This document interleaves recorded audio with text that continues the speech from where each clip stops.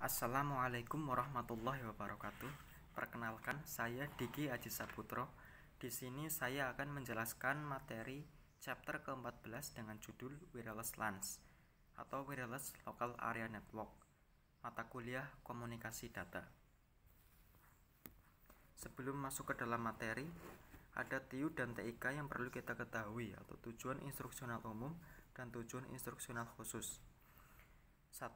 Mahasiswa diharapkan mampu mempelajari tentang apa itu IEEE 802.11 dan Bluetooth. 2. Mahasiswa diharapkan mampu mempelajari tentang mengenal teknologi mobile wireless.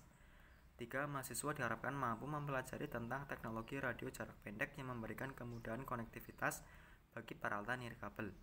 4. Mahasiswa diharapkan mampu mempelajari tentang jaringan komputer dengan medium gelombang sebagai pengganti kabel yang akan mengirim sinyal antara dua komputer atau lebih untuk bisa saling berkomunikasi. Nah, ada dua materi yang akan kita tempuh dalam Wireless LANs ini. Yang pertama yaitu IEEE 802.11 dan yang kedua yaitu Bluetooth. Akan tetapi, perlu kita ketahui apa itu Wireless LANs atau Wireless Local Area Network. Wireless Local Area Network adalah suatu jenis jaringan komputer yang menggunakan gelombang radio sebagai alat atau media transmisi data, di mana informasi atau data ditransfer dari satu komputer ke komputer lain menggunakan gelombang radio. Komponennya yaitu terdiri dari access point, antena, dan desktop PC. Kita masuk ke dalam materi yang pertama, yaitu IEEE 802.11. IEEE ini merupakan kepanjangan dari Institute of Electrical and Electronics Engineers. IEEE telah menetapkan spesifikasi untuk LAN nirkabel yang disebut IEEE 802.11 yang mencakup lapisan tautan fisik dan data. Arsitektur standar mendefinisikan dua jenis layanan, yaitu set layanan dasar dan diperpanjang set layanan. Set layanan dasar IEEE 802.11 mendefinisikan set layanan dasar sebagai blok bangunan nirkabel LAN atau Local Area Network. Serangkaian layanan dasar dibuat untuk stasiun radio nirkabel atau mobile dan opsional stasiun pusat yang dikenal sebagai titik akses atau access point, disingkat AP. Selanjutnya ada 1. Basic Service Set atau BSSS. Set layanan dasar atau BSSS IEEE 802.11 mendefinisikan set layanan dasar sebagai blok bangunan nirkabelan. Serangkaian layanan dasar dibuat untuk stasiun radio nirkabel atau mobile dan opsional stasiun pusat yang dikenal sebagai titik akses atau AP tadi. BSSS tanpa AP adalah jaringan yang berdiri sendiri dan tidak dapat mengirim data ke BSS lain. Ini disebut arsitektur ad hoc atau jaringan ad hoc. Nah, dalam hal ini jaringan ad hoc merupakan salah satu jenis jaringan komputer berbasis wireless yang menghubungkan dua atau lebih perangkat untuk saling berkomunikasi, terdiri dari sekumpulan node yang terhubung satu sama lain secara langsung. Dalam Basic Service Set atau BSS ini, stasiun dapat membentuk jaringan tanpa membutuhkan access point. Mereka dapat menemukan satu sama lain dan setuju untuk menjadi bagian dari BSSS. Sebuah BSSS dengan AP kadang-kadang disebut sebagai jaringan infrastruktur. Selanjutnya, berikut penjelasan berupa dari BSSS.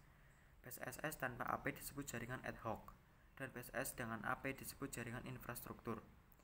Jaringan ad hoc menurut gambar di atas yaitu terdiri dari 4 stasiun, sedangkan jaringan infrastruktur berdasarkan gambar di atas yaitu terdiri dari 4 stasiun ditambah dengan 1 access point atau AP. Selanjutnya, 2 Extended Service Set atau ESS. Set layanan yang diperpanjang atau ESS terdiri dari 2 atau lebih BSS dengan AP. Di dalam kasus BSS terhubung melalui sistem distribusi penghubungan AP di BSS IEEE 802.11 tidak membatasi sistem distribusi dan bisa berupa LAN IEEE seperti Ethernet. Set layanan yang diperpanjang menggunakan dua jenis stasiun, yaitu seluler dan stasioner. Seluler stasiun adalah stasiun normal di dalam BSSS. Stasiun stasioner adalah stasiun AP yang merupakan bagian dari LAN kabel. Nah, di sini kan ada Ethernet. Ethernet ini merupakan Metode media akses yang memperbolehkan semua host di dalam jaringan untuk berbagi bandwidth dalam satu link. Berikut penjelasan dari gambar ESS. Ketika PSS terhubung, stasiun dalam jangkauan satu sama lain dapat berkomunikasi tanpa menggunakan akses point. Namun komunikasi antara dua stasiun menjadi dua PSS yang berbeda biasanya terjadi melalui dua akses point. Idenya mirip dengan komunikasi dalam jaringan seluler. Jika kita menganggap setiap PSS sebagai sel dan setiap AP sebagai stasiun basis. Perhatikan bahwa stasiun seluler dapat menjadi milik lebih dari satu PSS secara bersamaan. Jenis stasiun IEEE 802.11 mendefinisikan tiga jenis stasiun berdasarkan mobilitasnya dalam LAN nirkabel, yaitu tanpa transisi, mobilitas transisi, BSSS, dan mobilitas transisi ESS. Adapun jenis-jenis stasiun berdasarkan mobilitasnya dalam LAN nirkabel yaitu sebagai berikut. 1. Stasiun tanpa transisi. Bagian 14.1 IEEE 802.11.423 mobilitas tidak bergerak atau hanya bergerak di dalam BSSS. Stasiun dengan mobilitas transisi BSS dapat berpindah dari satu BSS ke BSS yang lain, tetapi pergerakannya terbatas di dalam satu ESS. Sebuah stasiun dengan mobilitas transisi ESS dapat berpindah dari satu ESS ke ESS lain. Namun IEEE 802.11 tidak menjamin bahwa komunikasi terus-menerus selama beraktivitas. MAC sublayer. Sublayer MAC IEEE 802.11 mendefinisikan sublayer MAC, yaitu fungsi koordinasi terdistribusi atau DCF, Distributed Coordination Function, dan fungsi koordinasi titik atau PCF, Point Coordination Function. Gambar berikut menunjukkan hubungan antara dua sublapisan MAC, sublapisan LLC, dan lapisan fisik. Berdasarkan gambar berikut ini, terdapat tiga bagian yaitu LLC sublayer, MAC sublayer, physical layer, di mana dalam LLC sublayer dan MAC sublayer tergolong ke dalam datang link layer. Nah, dalam LLC sublayer ini dibagi dalam satu yaitu IEEE 802.1, sedangkan MAC sublayer itu dibagi menjadi dua yaitu Point Coordination Function atau PCF dan Distributed Coordination Function atau DCF. Sedangkan pada physical layer yaitu terdiri dari FHSS, DSSS, infrared, DSSS tipe lain, OFDM, dan DSSS tipe lain. Fungsi distribusi koordinasi atau DCF. DCF menggunakan SMA atau CA sebagai metode akses. LAN nirkabel tidak dapat mengimplementasikan CSMA-CD karena tiga alasan. 1. Untuk deteksi tabrakan, stasiun harus dapat mengirim data dan menerima tabrakan sinyal pada saat yang sama. Ini bisa berarti stasiun mahal dan peningkatan bandwidth. Tabrakan mungkin tidak terdeteksi karena masalah stasiun tersembunyi. Itu yang kedua. Dan yang ketiga yaitu jarak antar stasiun bisa sangat bagus. Pemudaran sinyal dapat mencegah stasiun di satu ujung dengan mendengar tabrakan di ujung lainnya. Adapun kepanjangan dari CSMA-CA yaitu Carrier Sense Multiple Access with Collision Avoidance, sedangkan CSMA-CD adalah kepanjangan dari Carrier Sense Multiple Access with Collision Detection. Selanjutnya, gambar di atas menunjukkan diagram alur proses untuk CSMA-CA sebagaimana digunakan dalam LAN nirkabel, yaitu diawali dengan start mulai, kemudian masuk ke langkah set back off to zero, kemudian masuk ke langkah persesian strategi, penyampaian strategi, kemudian menunggu DIFS, kemudian mengirim RTS, kemudian mengatur waktu, kemudian menerima CTS sebelum waktu keluar. Jika tidak, maka akan langsung ke langkah increment back off. Jika iya, maka akan menunggu SIFS, kemudian akan mengirim frame atau bingkai, kemudian akan mengatur waktu, kemudian menerima ACK sebelum waktu keluar, dan jika iya maka akan sukses atau berhasil. Jika tidak, maka akan masuk ke dalam langkah increment back off, kemudian masuk ke dalam langkah back off limit, dan jika iya maka akan gagal. Selanjutnya, Point Coordination Function atau PCP. PCF adalah metode akses opsional yang dapat diimplementasikan dalam jaringan infrastruktur atau bukan dalam jaringan ad hoc. Diimplementasikan di atas DCF dan sebagian besar digunakan untuk transmisi yang sensitif terhadap waktu. Untuk memprioritaskan PCF daripada DCF, set ruang interframe lainnya telah didefinisikan berupa PIFS dan SIFS. SIFS ini sama dengan yang ada di DCF.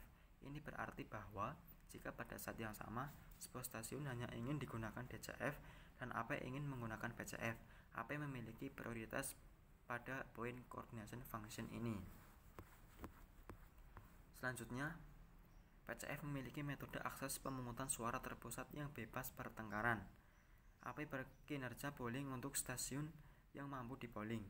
Selama interval pengulangan, PC dapat mengirim bingkai polling menerima data, mengirim ACK menerima ACK, atau melakukan kombinasi. Pada akhir periode bebas pertengkaran, PC mengirim akhir CF bingkai untuk memungkinkan stasiun berbasis contention menggunakan media. Berikut gambarnya. Frame format atau format bingkai. Format bingkai layer MAC terdiri dari 9 bidang. Bidang FC panjangnya 2 byte dan mendefinisikan jenis bingkai dan beberapa informasi kontrol. FC terdiri dari 2 byte berdasarkan gambar ini, yaitu D terdiri dari 2 byte, address 1 atau alamat terdiri dari 6 byte, alamat 2 terdiri 6 byte, alamat 3 6 byte, SC 2 byte, alamat 4 6 byte, frame body atau tubuh bingkai terdiri dari 0 sampai 2312 byte, FCS 4 byte, protokol version 2 byte, tipe 2 byte, subtype 4 byte, to DS, from DS, more flag, red tree, PWRM GT, more data, WEP, RS, VD terdiri dari 1 bit. Bluetooth. Ini materi yang kedua.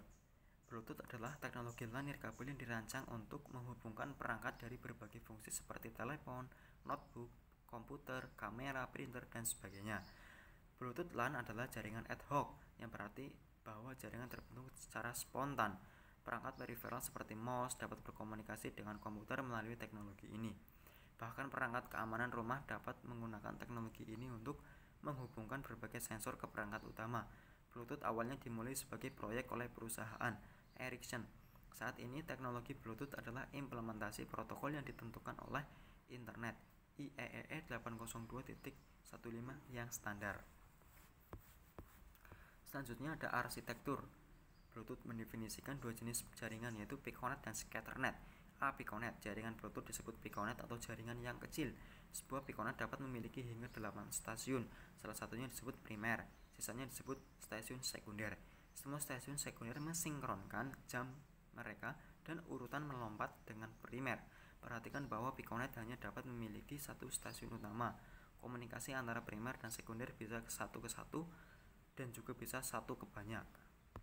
Berikut gambar dari Piconet. Itu menjelaskan bahwa Piconet ini terdiri dari satu stasiun primer dan 4 stasiun sekunder, di mana saling keterkaitan satu sama lain untuk saling berkomunikasi. Selanjutnya ada B. Scatternet. Piconet dapat digabungkan untuk membentuk apa yang disebut Scatternet. Stasiun sekunder di satu Piconet dapat menjadi yang utama di Piconet lainnya. Stasiun ini dapat menerima pesan dari primer di Piconet pertama sebagai sekunder dan bertindak sebagai primer, mengirimkan mereka ke sekunder di Piconet kedua. Stasiun dapat menjadi anggota dari Piconet. Gambar berikut menjelaskan Scatternet, di mana dalam gambar tersebut menjelaskan bahwa Scatternet ini yang membedakan dengan Piconet, yaitu di mana Scatternet merupakan gabungan dari 2 atau lebih jaringan Piconet. Perangkat Bluetooth memiliki pemancar radio jarak pendek built-in. Kecepatan data saat ini adalah 1 Mbps dengan bandwidth 2,4 GHz. Ini berarti ada kemungkinan gangguan antara LAN nirkabel IEEE 802.11b dan Bluetooth LAN. Lapisan Bluetooth. Bluetooth menggunakan beberapa lapisan yang tidak sama persis dengan model internet kita, telah didefinisikan dalam buku ini. Berikut gambaran dari lapisan Bluetooth. Bahwa dalam gambar ini terdapat 4 lapisan Bluetooth, yaitu application, audio. Nah, dalam audio ini juga dibagi menjadi 3 bagian, yaitu profiles data, L2CAP layer, control. Lapisan ketiga yaitu baseband layer.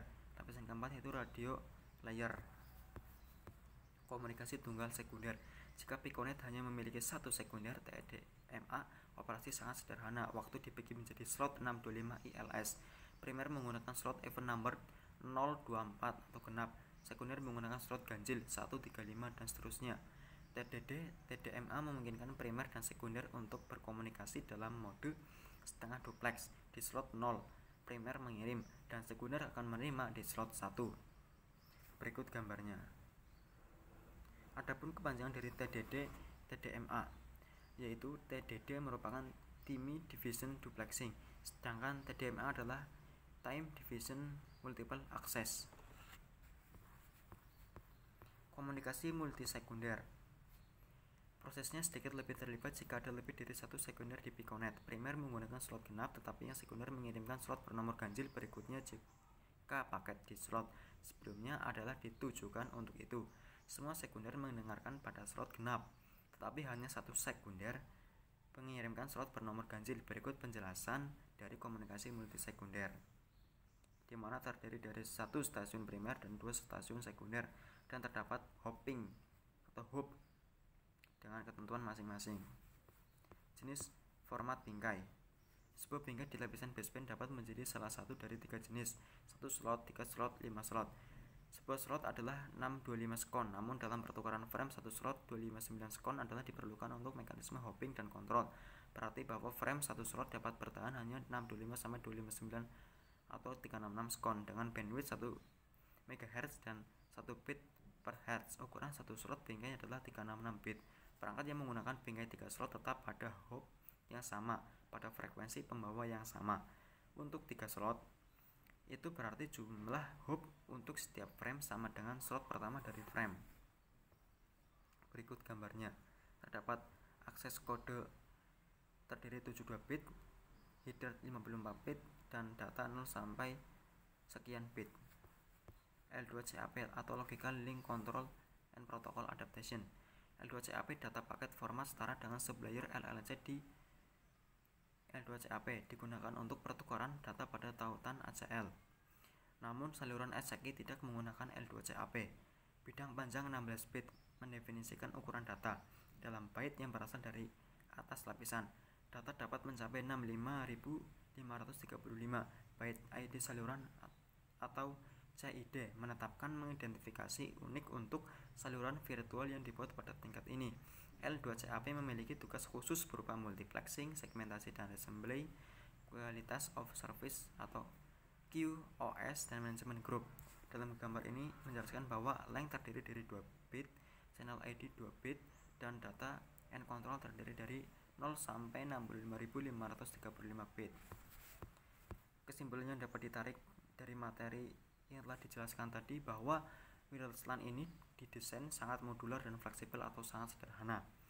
Jaringan ini juga bisa dioptimalkan pada lingkungan yang berbeda, dapat mengatasi kendala geografis dan rumitnya instalasi kabel. Wireless LAN mengirimkan data dalam bentuk paket. Kartu wireless LAN akan memeriksa kondisi jaringan sebelum mengirim paket ke dalamnya. Bila jaringan dalam keadaan kosong, maka paket langsung dikirimkan. Bila kartu mendeteksi adanya data lain yang sedang menggunakan frekuensi radio, maka ia akan menunggu sesaat kemudian memeriksanya. Kemudian materi yang kedua itu Bluetooth. Dapat ditarik kesimpulan bahwa Bluetooth ini diciptakan bukan hanya untuk menggantikan penggunaan kabel dalam melakukan pertukaran informasi, misalnya lagu, video, maupun data lainnya, tapi juga mampu menawarkan fitur yang baik untuk teknologi mobile wireless dengan biaya yang relatif rendah, konsumsi yang rendah, interoperability yang menjanjikan, mudah dalam pengoperasian, dan mampu menyediakan layanan yang bermacam-macam. Pustaka. Materi ini diambil dari buku Forozan, A Behrus Data Communication and Networking, SIE, Tata McGraw Hill Education 2007. Demikian penjelasan yang dapat saya sampaikan. Apabila ada kata-kata maupun perbuatan yang kurang berkenan, mohon dimaafkan, dan semoga materi ini dapat bermanfaat bagi kita semua. Wabillahi taufiq wal hidayah. Wassalamualaikum warahmatullahi wabarakatuh.